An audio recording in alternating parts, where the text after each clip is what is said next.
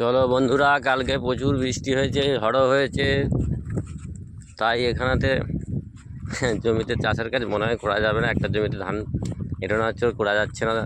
সেই জন্য তোমাদের বৌদি ভাই শাক তুলতে লেগে গেছে। দেখো শাক তুলছে। চলো যাবে নাকি আর অন্য জমিতে যাই, দেখা যাক চাষ করা যায় নাকি, কাজ করা যায় কিনা। দেখো কি শাক তুলছে, জমিতে বিষে মাইতি জমি, পালিয়ে চলো। এই যে যাচ্ছে ওই দিকের জমিতে, দেখা যাক কী করা যায়। কালকে তো বৃষ্টি হয়েছে রাত্রেতে, আপনারা দেখছেন।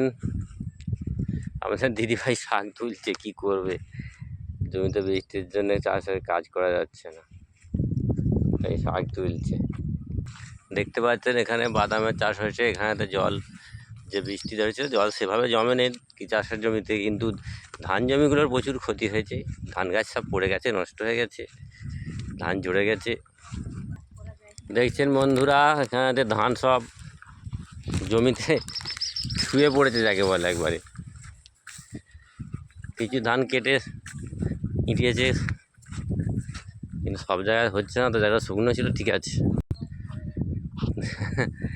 দেখো বৌদি ভাই তোমাদের ধান এঁটোবার চেষ্টা করছে। বৃষ্টিতে সব খড় ভিজে গেছে, তবু চেষ্টা করছে। আমি ভিডিও করে দিচ্ছি, সেই জন্যে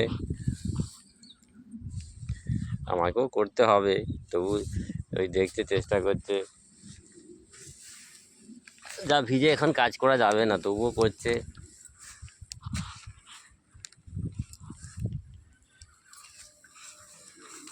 সব খড় ভিজে আছে, বৃষ্টিতে প্রচুর খড় ভিজে।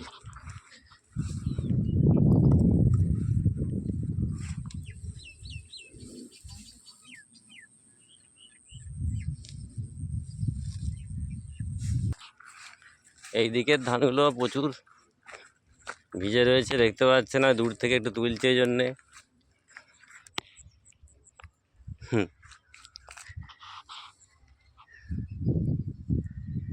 দেখতে পাচ্ছেন আমাদের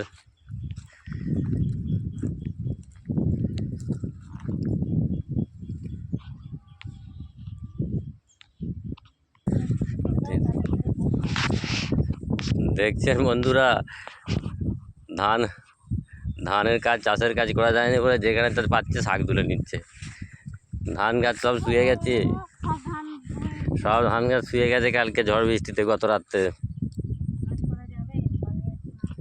যেখানে পাচ্ছে শাক তুলে নিচ্ছে, শাক ভাজা খাওয়া হবে।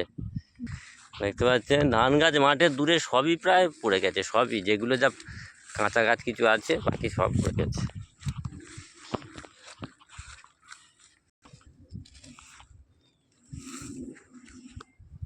চলো চলো চলো, আর শাক তুলতে হবে না তোমাকে, শাক তুলে অনেক হয়েছে, চলো বাড়ি চলো। হয়ে গেছে 3 মিনিট হয়ে গেছে, 16-17 সেকেন্ড।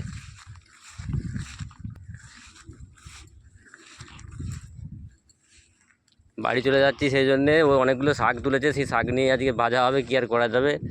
চাষের কাজ করা যাচ্ছে না, ধান গাছ মাঠে শুয়ে গেছে। যেটুকু ধান কাটা হয়েছিল সেগুলো আবার ভিজে গেছে বৃষ্টির জলে, বৃষ্টি হয়েছে, ঝড়ও হয়েছে। এই শাক তুলে নিয়ে বাড়ি চলে যাওয়া হবে।